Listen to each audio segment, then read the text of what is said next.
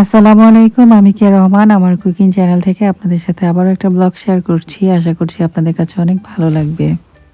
সকালে বের হয়ে গেছি মেয়েদের স্কুলে দেওয়ার জন্য, আর আপনাদের সাথে আজকে গল্প করব।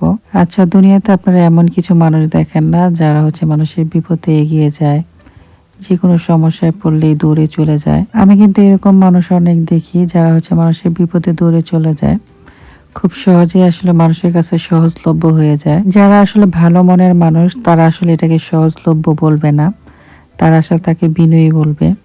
কিন্তু কিছু মানুষ আছে যারা কিনা তাকে নিয়ে হাসাহাসি করবে, তাকে বুলিং এর শিকার করবে, যেখানে সেখানে অপদস্থ করতে চাইবে। আর সেই মানুষটা হাসি মুখে সবকিছুই মেনে নেয়। মানে ব্যাপারটা এরকম, আপনি অনেক মজার মজার রান্না করলেন, কিন্তু পরিবেশন করার সময় একদমই নোংরা পাত্রে আপনি পরিবেশন করলেন। আর একটু সহজভাবে আর কি বলি, ভালো মানসিকতা তাদের সাথেই করতে হয়, যারা আপনার ভালো মানসিকতার ভ্যালু দেয়। ততটা সম্মান তাকে দেওয়া উচিত যতটা সম্মান সে আপনাকে দেয়। সত্যি বলতে ভালো মানসিকতার কোনো মূল্য নাই। আপনি যতই মানুষকে মন থেকে মন উজাড় করে ভালোবাসেন না কেন, দুনিয়াতে এমন কিছু কিছু মানুষ আছে যারা স্বার্থ ছাড়া কিছুই বোঝে না। প্রয়োজনে আপনার পা ধরতেও পিছু পা হবে না, কিন্তু প্রয়োজন শেষ হয়ে গেলে তারা কিন্তু তাদের আসল চেহারাটা ঠিকই দেখিয়ে দেয়। সত্য বলতে যে বাড়ির চারপাশে বেড়া নাই, সে বাড়ি কিন্তু যে কেউ ঢুকিয়ে নোংরা করে দিতে পারে। তো লাইফে যখন মানুষের সাথে মিশবেন, নিজেকে নিজে প্রোটেক্ট করার মতো কিছু ক্ষমতা হাতে রেখে নেবেন। তা না হলে কিছু কিছু মানুষ আপনাকে এমন ভাবে ভাঙার চেষ্টা করবে, যেটা তখন আপনি কল্পনাও করেন নাই কখনো। মানুষ পারে না এমন কিছু নাই, কিছু কিছু মানুষ আছে আরেকটা মানুষের জীবন একদম নষ্ট করে দিতে পারে।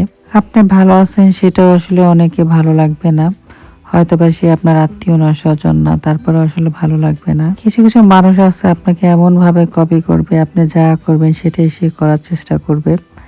তবে আপনি যখন সেটা বুঝে ফেলবেন, তখন আবার সে অন্যরকম কথা বলবে। তাই মানুষ নির্বাচনের ক্ষেত্রে অনেক সতর্কতা হওয়া উচিত। তারপর জীবনে দুই চারটা তো চলেই আসে নোংরামি করার জন্য মানুষ।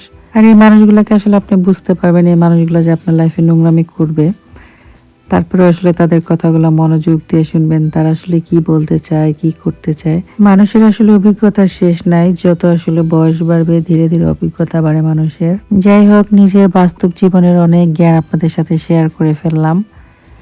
তো আজকে একটা খুবই সুন্দর দিন ছিল। সকালবেলা বড় মেয়েকে স্কুলে দেওয়ার জন্য চলে গেছিলাম। অনেকদিন পরে বড় মেয়ের সাথে খুব সুন্দর একটা সময় কাটালাম। ওকে এখন খুব একটা স্কুলে দিয়ে আসা হয় না, মাঝে মাঝে যাই ওর সাথে।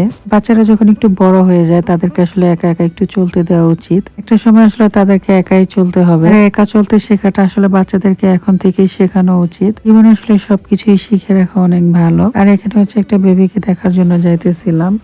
তো বেবির আম্মু সি সেকশনে বেবি হয়েছে, তো ভাবিকে দেখার জন্য যাচ্ছিলাম। যেহেতু ভাবির মেয়ে আমার কাছেই ছিল, তো ওর অনেক কাপড় চোপড় রয়ে গেছিল আমার বাসায়, সেগুলো দিয়ে আসার জন্য যাচ্ছিলাম। বেবির জন্য ড্রেস কেনার সময় পেনে এখনো, তো খুব শীঘ্রই আবার কিনে যেয়ে দিয়ে আসবো। সব মিলিয়ে সুন্দর একটা দিন ছিল।